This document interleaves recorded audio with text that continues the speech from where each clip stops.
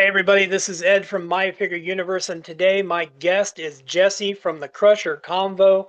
Welcome. Hi, thanks for having me. Oh, glad to have you here. Big fan of your podcast and love your background. Love that data picture you got back there. Not quite sure. Thank And you. and, and I have to ask, is that a Beverly Crusher candle? It sure is. From the greatest generation, they were selling it. So yeah, I snagged it real fast. I like that. I like that a lot. Glad to have you here. Tell me now, for anybody that doesn't know you, for anyone that hasn't followed you or isn't following you, tell us a little bit about yourself. Yeah, so I'm a new fan of Star Trek. I just started watching Star Trek 3 years ago, and I fell in love with the character of Dr. Beverly Crusher and wanted to talk to fans about the character. And just after I started watching it is when the news of season 3 of Picard came out, where the cast was coming back. And so I thought this would be a great opportunity to talk to other fans. So at first I started talking to them on Twitter, on the Twitter Spaces. And after that, I was all like, hey, I could probably do this podcast thing. And I was inspired by the podcast Green Shirt, who was watching The Next Generation for the first time, Cameron. And so I liked their conversations. And I also was inspired by Gates's podcast, where she has these wonderful conversations with other people. And so I wanted to make it like that, conversational. And so um, I just started doing it. And I had a co-host at the time, and we were basically deep diving the next generation through the eyes of Beverly Crusher. And then I kind of changed it up in season 2 by doing it more video podcasts and on YouTube, and decided to deep dive all of Star Trek through the eyes of Beverly Crusher. So that is where I'm at right now. But I also like to cross the streams. I've done Star Wars. I just did Xena. And Doctor Who's probably going to come up, and definitely X-Men 97 because Gates is going to be on it. So I'm definitely going to be doing that next year. So can't wait. But yeah, that's what Crusher Convo is all about. Now I got a question. Did you ever hit like season two of Next Generation and just go like, what happened? I mean, because 3 years ago, I can imagine you're starting out, you're watching Star Trek for the first time. You're like, "Ooh, I love this show. This is gonna be great." Season two. Oh, what? Wait, what happened? It's funny because it was my husband who was a big TNG fan. That was his favorite show growing up. And we met in college. So it took him like 18 years to like, you got to watch this show. And I grew up with Star Wars. And so I just wasn't interested at the time. And when I bought him the Blu-ray collection of TNG for Christmas, he was rewatching it and it caught my attention. And at first, it wasn't Beverly that caught my attention, it was O'Brien and Data. And the reason those kind of caught my attention is because, like O'Brien used to have like these little quips, and I was like, huh, that was kind of funny. I was like, that was kind of funny. So when I decided to watch it, it was on Netflix at the time, and so I just binged it all the way through. And like in the car at work, because I used to be a laundry attendant, so I was able to play it while I was folding laundry and everything. So I Okay. went through the whole series in like 2.5 weeks. Whoa. And it was about midway, I would say like 5 days in, 6 days in, I like tweeted, I love Beverly Crusher with like a crying emoji. And that was after season 2, obviously. But I was interested. I was like, where did she go? And my husband was even like, I have no idea. She was gone and then came back. So I Googled it and I was like, oh, she was fired. And he's like, excuse me. And so then I really deep dive, like, what happened? What's going on? Because I love those stories, those behind the scenes stories, and love documentaries and things. And so I got really interested. And that was kind of another reason why I like talking to other fans, because of their experience, especially when they watched it for the first time, what they went through in season 2. Like some Beverly fans still have not seen season 2 of TNG. They refuse. They like, nope, I refuse. I will not do it. I think there's some very important episodes in there, but yeah, it's a little rough. But I don't hate Pulaski. I think they tried something and it just didn't work. But I think her character's fine. It just didn't work for the show. Like she was too TOS when they were trying, like, Roddenberry was trying to go in a different direction. So I think that was just unfortunate. But but yeah, it is what it is, right? Gates I came think a back lot of that and came down all's to good. just the older. the older generation running the show at the time, it was very much like, we need to have that old timer. We need Right. Bones McCoy, and Right. yeah, and if you look at the 1980s was very much. I'm not to say that the 60s and 70s wasn't, but the 1980s was heavy into the woman's movement and a strong, Hmm. independent woman. And let's be honest, Gates McFadden is one of the strongest and most independent women you could possibly fathom in the industry. If Absolutely. Right. and I can't speak for her, nor would I, but I can only Hmm. imagine that conversations between her and the powers that be at that time were one of, she is in strength and like, no, I'm not, going to do this or whatever. And Right. I can't imagine that it went well for the men in charge at the time. Um, Correct. I do want to Yeah. say, when you were talking about, her being fired and such, and documentaries, it's like, did you ever like watch like Trouble on the Bridge? That documentary. And I mean, obviously, I'm sure you've seen the Nacelle documentary of uh, the oh goodness The gracious, center the, seat. the center seat. Yes, I mean, Yeah. she was the voice of it. For goodness sakes, there you go, there you go. Which I always wanted You it to could get a say I'm Blu-ray a release. fan. It Yeah, it, you it, could it say I'm never a did get fan. that Blu-ray release, but it's fine. It's fine. It's fine. I'll buy it. I did watch Chaos on the Bridge, because that was Yes, strictly season chaos on one the and season two. And it had Maurice Hurley in it. And so I wanted to hear through his, his side of the story. It didn't really paint him in a good light, in my opinion. I think it really kind of was like, now I know what they were talking about. Um, but in his mind, he thought he was saving the franchise. Like, it was losing control and I had to save it. Like for some reason, he thought that he was the savior of Star Trek when there was really nothing to save. I think he just really went off track on all of that. And for some reason, he just felt that Gates was not the right person in that role. And, it was unfortunate. And of course, there was a lot of chaos happening, especially with the cast.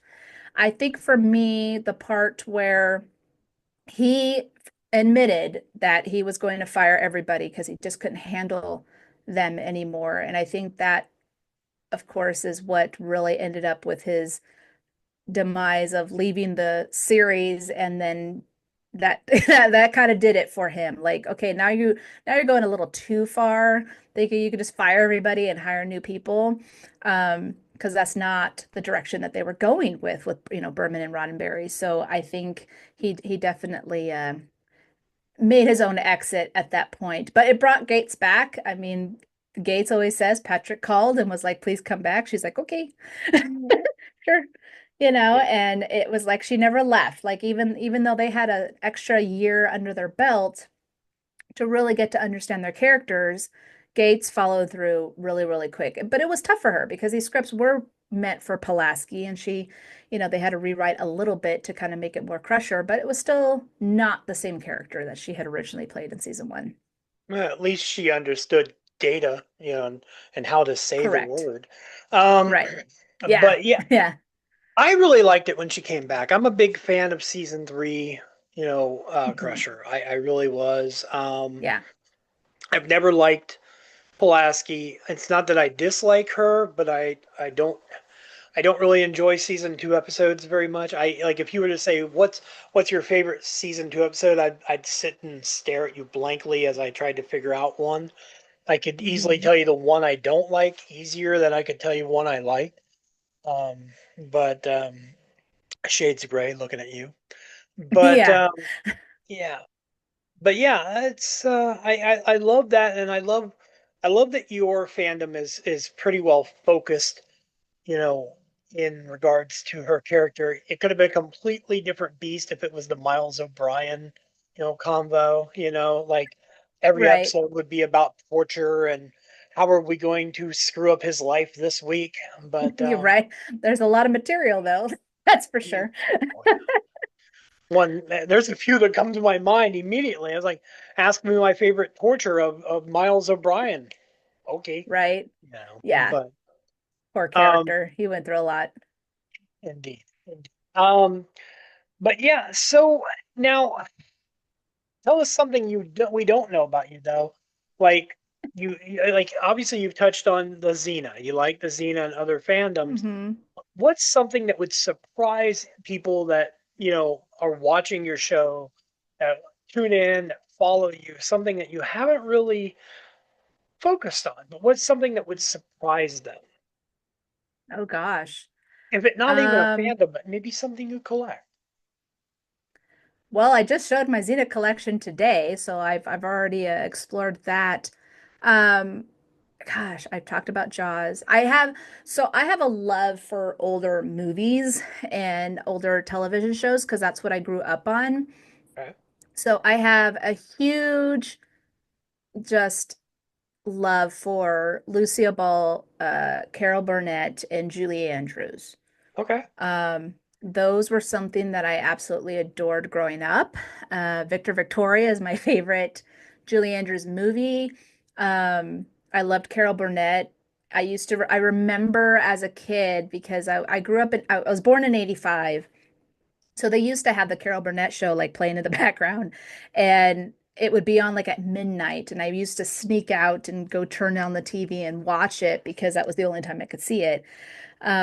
But of course, I Love Lucy was on reruns all the time too. And so I understood just what comedy, female role models looked like. I loved the Golden Girls. Oh, I loved Mama's Family. oh, love So, Mama's you know, Family.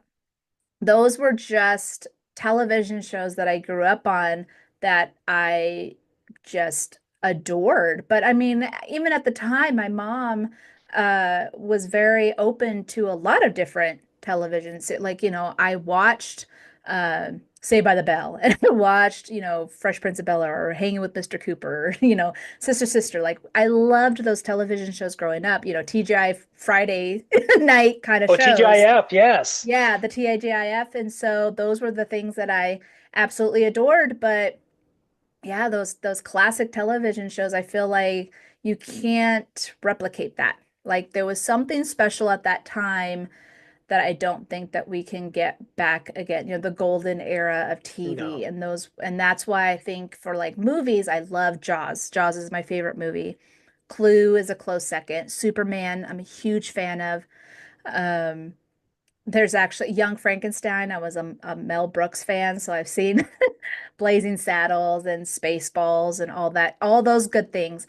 And but yeah, and even there was a movie people hardly ever know. I love Dolly Parton, and there was a movie she did called Best Little Whorehouse in Texas with Burt Reynolds.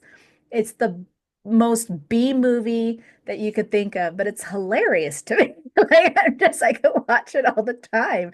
So I think that would probably be something that most people might not know is just like I am a huge fan of classic television. Mary Tyler Moore, Dick Van Dyke, Andy Griffith, bring it on. Like I That's just like great. all of it. No, Hmm. we're big fans of Jaws in this household. Like we have a running gag that Jaws and the Michael Myers Halloween movies are probably the two most watched things in our household.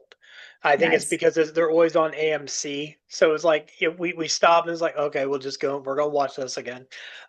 Yeah. And Superman, I see your Christopher Reeve picture behind you. Yep. Um, Love Christopher Reeve Superman. That was my Superman that I grew up on. Hmm. And you mentioned oh, man, you mentioned a lot. I was throwing at you. Sorry. Yeah, Yeah, it was like Frankenstein, like Mel Brooks well, and the one that caught my attention was Blazing Saddles. Now you like Blazing uh-huh. Saddles, so I have to tell you the same thing I tell everybody else. Something I discovered a couple of years ago. Are you aware that they remade it? I heard about it. The I Paws of Fury. but so Oh, it's funny because like I I love Mel Brooks movies and I adore Blazing Saddles, but it was Young Frankenstein that was my top favorite of Mel's movies. So as much as I adore Blazing Saddles, it's not one of my favorites of his, and so I kind of just I'm telling you like, though, just for okay, yeah. poops and giggles, sometime That find the is true. movie, That is find the true. movie Paws of Fury. It's an animated kids film. It is Got a it. remake of Blazing Saddles, and it's like Okay. for kids, but you're like, because I watched it with my nephew one day, and I went, "Is this Blazing Saddles?" Like, like You're like, wait a second, I've seen this before. yeah, it's surprising. Superman, that's amazing. I love that. I see the Zelda behind you. Yes. I was out thrifting. My wife works at a thrift store, and someone had donated old original Zelda NES games, and she's like, "Well, what do you want to do with Wow. these?" I was like, "Well, these are coming home with us." You're like, what are you talking about? My husband's a huge gamer, and I also grew up with games because of my brother. My brother's 8 years older than I am. So anytime he was bringing in the new and improved gaming system, I was sitting next to him in awe. But yeah, grew up with the NES, Super NES. Genesis was my favorite of all of them. I had the original Genesis up until I was in college. Unfortunately, it was stolen from me. And so, but I still have my N64. Like, Zelda and Mario and all that stuff. Those are the classics that I will play all the time. I don't play all the new stuff, the PS5 things. Like No, my I get it. husband and my daughter, they can play those games. That's cool. I'll watch, but I was more of an MMORPG. I Okay. was huge into World of Warcraft. Played that for probably 15 years, which is before I couldn't afford it anymore. So those kind of I like that kind of gaming is the RPG. Um, but yeah, so I have more stuff like in the back. Like I have my husband's Alien photo you could Oh, see. okay. And then, because that's his favorite movie is Alien, the Alien franchise. And then I have my Sweet. other Jaws photo right here, and then more, Star Wars and Superman and stuff like that. So it's definitely a nerd wall happening. Well, let's touch on Star Wars then. Okay. Where do you fall in the Star Wars universe? Are you original trilogy, prequel, secondary? Do you have a favorite film? Anything? So I was born just after Empire Strikes Back. Not after, no, Empire Strikes. I was born after Revenge, no, Return of the Jedi. That's what it was. And so I remember my brother, again, 8 years older, he would always like role play Star Wars. And, just like every other kid, he would get like the tube of roller paper and pretend it was a lightsaber. I remember I was like two, but he would put like the white, laundry basket on his head and pretend he was Vader, and I would giggle. He used to use my high chair as like an X-wing and start firing. Like that's what I remember. And I remember the movies because my mom was a huge fan as well. So Empire Strikes Back for me is my favorite. So I grew up with the original. And of course I loved Leia. That was my absolute favorite character. And I also loved Han. Um, but when the prequels came out, I was like, okay, wasn't a huge fan. And I think it was just because I was used to the practical effects and there was just too much CGI. So just the normal issues that fans had with the movies. But I feel like the stories were important. I definitely liked Revenge of the Sith. I think that was the best out of the three. Okay. When they decided to come out with the sequels, I was a little nervous. I was like, "Oh dear, what are they what are they trying to do?" And I enjoyed them. I think everyone, including the new three characters, when it comes to, Rey and Finn and Poe, I I don't know. I think just the way that the story was going, it was like, okay, it just kind of felt like a more recycled story, especially like Right. the first one, The Force Awakens. It just seemed like a updated version of what Luke Skywalker was, right? So I don't know. It's hard because I do love Star Wars. I'm still in love with Star Wars. I've watched like I love The Mandalorian. I loved Ahsoka. Wasn't a huge fan of Boba Fett, but like I don't diss on those who do, and unfortunately that fandom is very, very hardcore haters What about when it Andor? Did you comes. watch Andor? Oh, I loved Andor. Andor, I think, is top-notch, perfect storytelling when it comes to all of it. And I think it was just because it didn't have anything to do with the Skywalkers. I think after a while, when it's only about the Skywalkers, it's like, yeah, but there was a lot of other places that they could explore and or definitely highlighted that. So I do, and I absolutely enjoyed that a lot. And I really think Clone Wars, even though it's animated, is top-notch storytelling. Like for sure. I think they took what Star Wars is and just ran with it. And I think in some cases, like with Boba Fett, there could have been a lot there that really showcased that particular character because Yeah. he was only in it for a couple seconds in the in the movie, but he was a very important character to a lot of people. He's my husband's favorite character. But they kind of then shifted of like, oh look, Luke Skywalker. And it's like, oh, come on. I So uh I I think I understand the affection for Boba Fett. I'm Boba Fett adjacent mm-hmm, in regards to that. Like I'm a Han Solo guy, but mm-hmm. my Star Wars collection is mainly Han Solo and Carbonite. As odd as that Oh, sounds, nice. like it came down to when I was a kid, my mom had bought me the Slave One, is what it was called at the time, Mm-hmm. ship, and it was supposed to come with the Han Solo and Carbonite figure. I was like, oh, it's gonna be great, and mine didn't. Someone had slipped it out of the box, and Rude.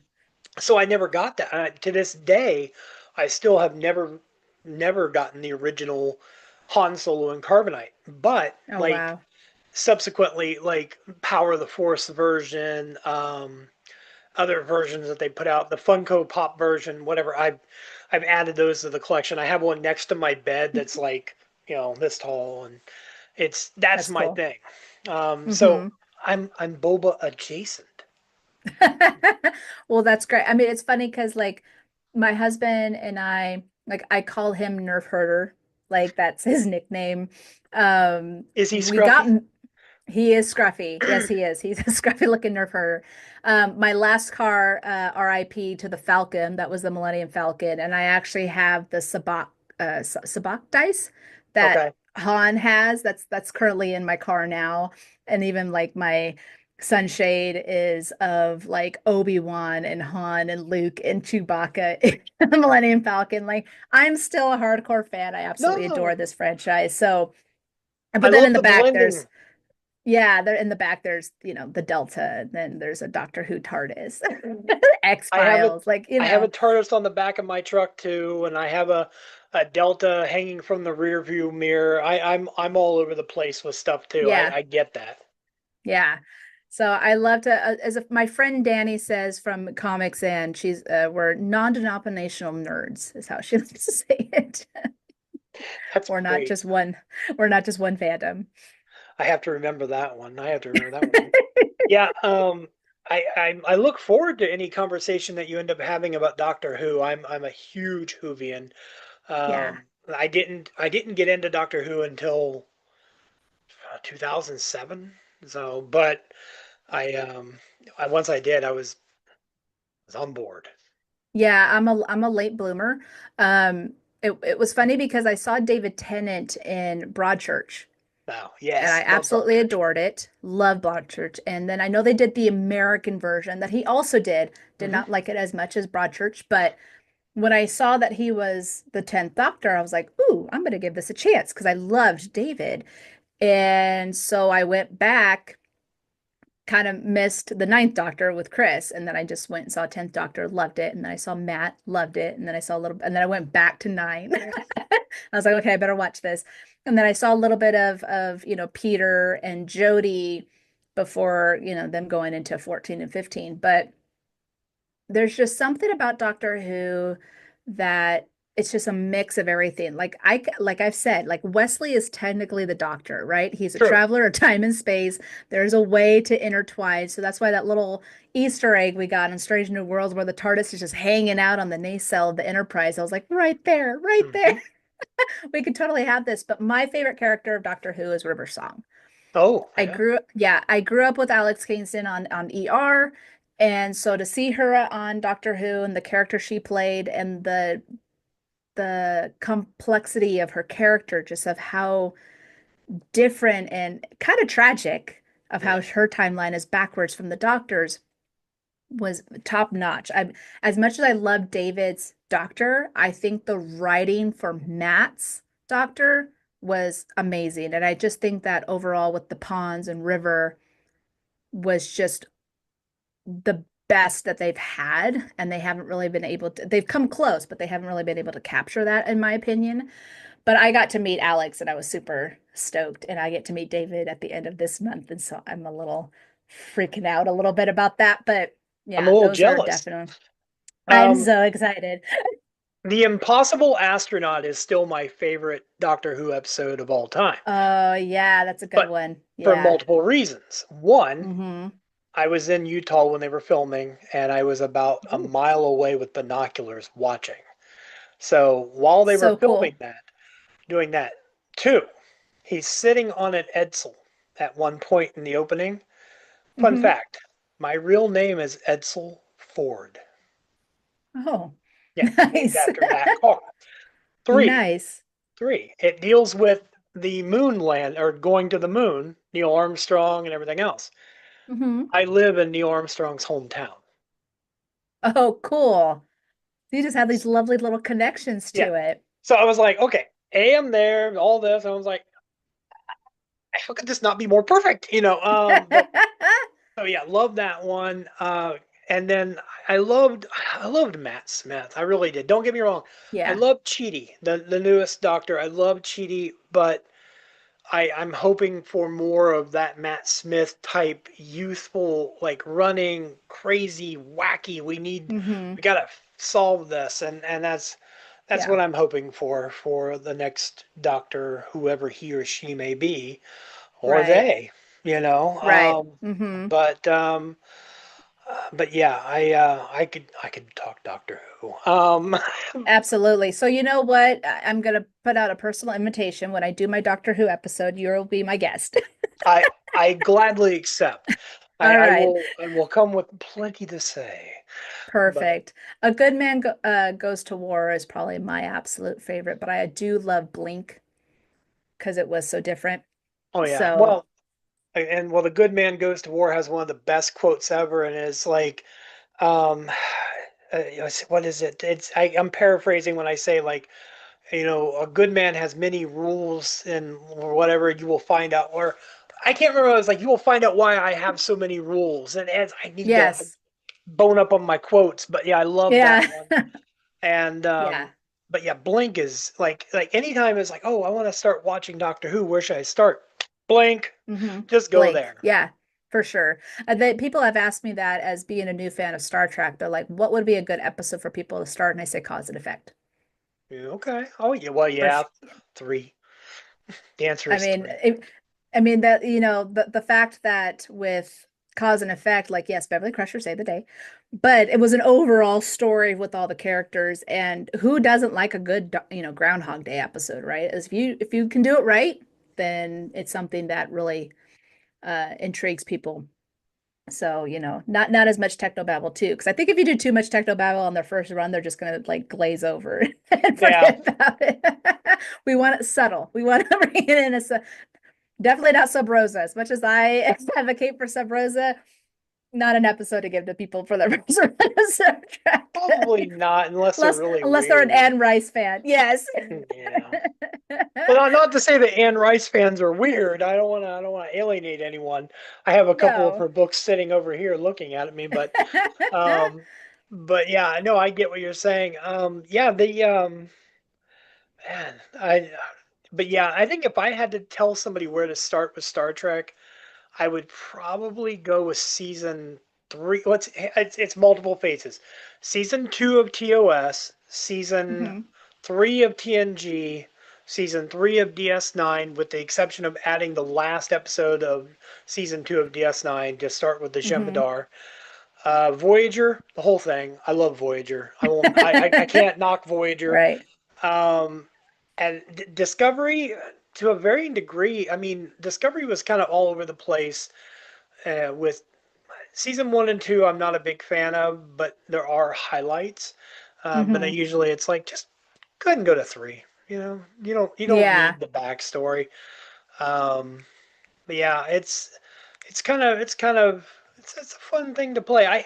I did a thing Right. one time, top 5 episodes of each show, and I think that took me 8 days to figure out how to do that. So, Yeah, no, I understand that. I mean, I'm almost done with Enterprise and then I'll get into Discovery here soon. But one big thing that happened in my Star Trek journey is that I got my husband to watch all of Star Trek because he actually only saw TNG wow, and didn't watch any of the other shows. My mom and my stepdad only saw TOS and they didn't want to watch any of the other shows. And so with me doing my whole like gotta watch all of it, my mom listens to my podcast, so she'll always have questions like, well, then what happened in this episode? And sometimes I could answer, or sometimes I'm like, you're gonna have to just watch it. It's too complicated to tell you. But then my husband decided, like, I'll start watching it. He got into DS9 and Voyager and all, and he loves them. Like he that's great. absolutely loves those series. And he would have missed out if I didn't go into this journey. So yeah, it's a kind of full circle. I was all like, hey, you got me into Star Trek, and now I'm getting you into more Star Trek. And so now he's watching, he watched Lower Decks, he saw Prodigy, he's finishing, Strange New Worlds with me right now. And so yeah, he's now full on he's a full on Trekkie. And fun fact, my husband and I, not knowing this, we got married 9 years ago. We got married on Star Trek Day. Oh wow! Well, happy And it anniversary was in 2 days, in 2 days, yeah. And or so three that's weeks what's ago when this airs. exactly right. We're in the future. What was funny is because we got married at the courthouse, and it was the only day off we had. It was a Thursday, and so we're like, all right, let's go.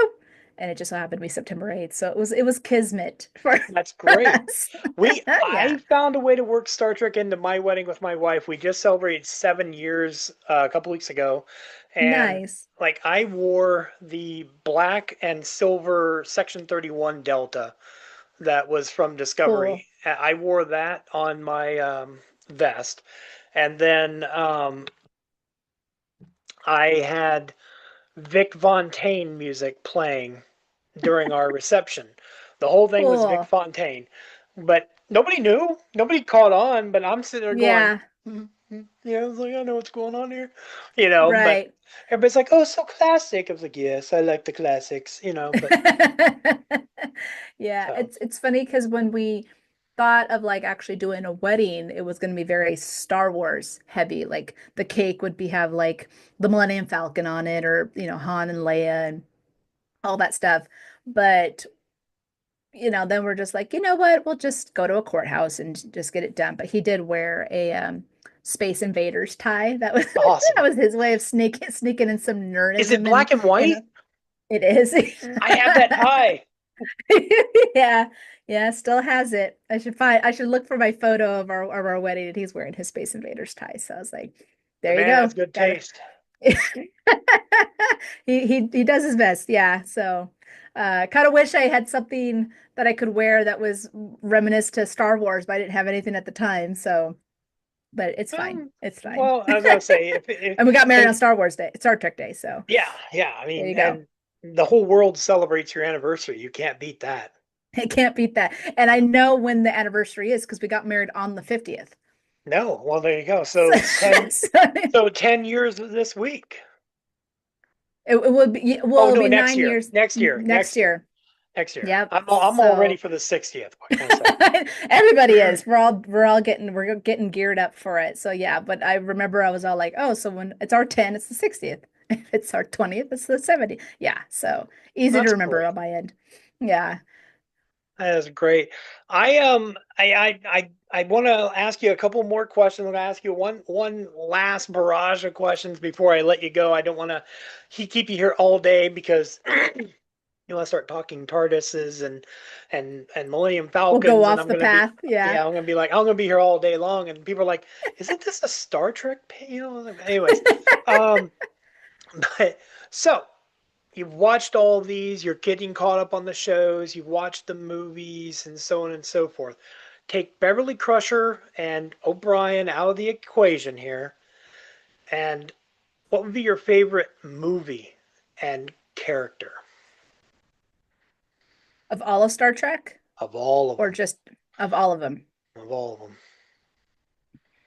Like, what would be that comfort movie that you think you could just, Like, let's say it was Jaws, and you had to watch it on, What's my repeat. Star Trek Jaws? Yeah, what's your Star Um, Trek Jaws?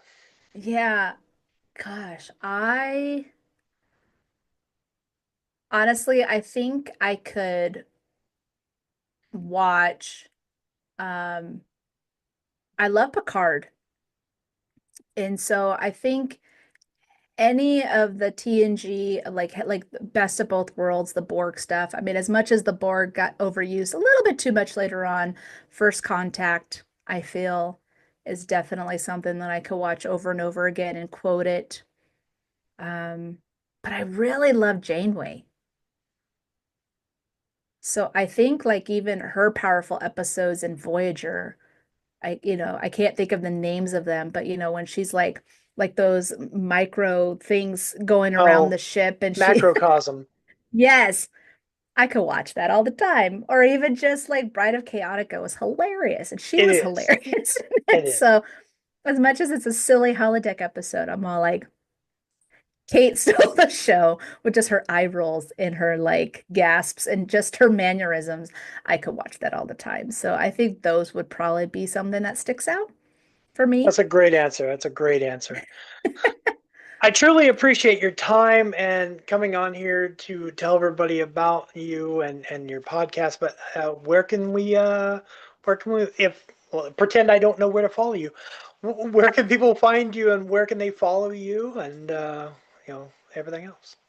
So yeah, so you guys can hit me up over at YouTube at Crusher Convo.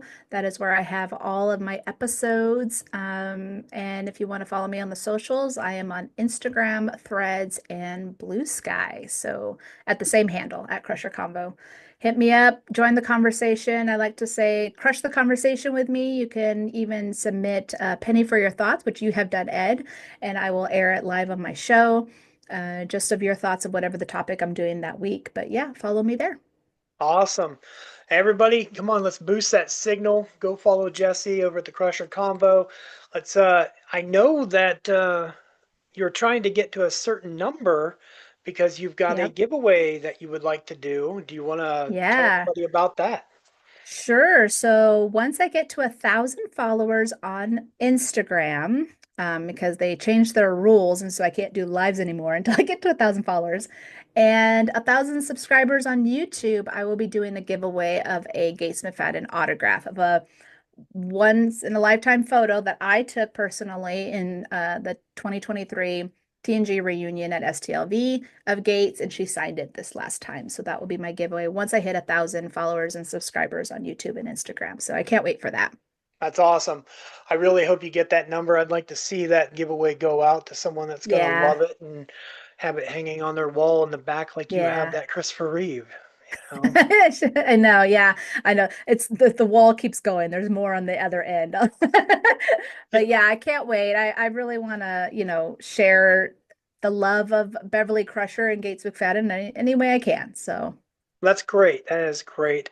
I appreciate your time and hanging out with me today. And I cannot wait to see what the future holds and have that TARDIS conversation about the doctor with you. yeah. Can't wait. Thank you so much for inviting me today. You're welcome. Thanks for coming. Hey guys, it's Jessi, and I have a special giveaway announcement, and I am super, super excited about this. So here are the details. When I hit 1,000 followers on Instagram and 1,000 subscribers on YouTube, I will be doing a giveaway for this Gates McFadden autograph, okay, of a photo that I took back in 2023 when it was the TNG reunion at STLV. And I had Gates sign it this last STLV that I was at. So I am going to give it away to a very, very lucky winner. Okay, so we need to get myself to 1,000 followers on Instagram so I could start doing lives again. And also I would love to have 1,000 subscribers on YouTube. And as soon as that happens, I would just do a simple giveaway and you can win this autograph. So anyways, help me out, guys. I really appreciate it. Thank you so much for following me, and live long and prosper.